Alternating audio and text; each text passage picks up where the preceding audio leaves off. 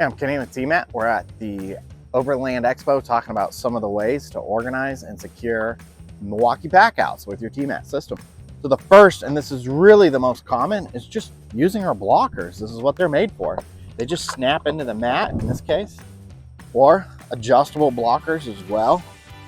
It's not an exact fit, but we're gonna push in. Another option we have for these snap tight anchors, you can attach them to the bottom of other accessories. So for example, I've got them on the bottom of this Milwaukee Packout mount. This size mount, it aligns perfectly because these are every 2 inches and the bolts are every 2 inches. So in that case, you can see it holds pretty firmly, but I could still pull them out with those. It gives me pretty easy access to my Packout like that.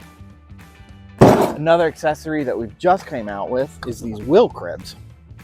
They do have different positions, so they can work with the wall, with Ryobi, with other rolling toolboxes.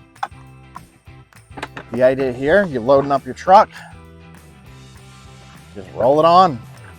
Normally you'd put another box in here and close the tailgate, or again, you could use an adjustable locker to keep everything in place.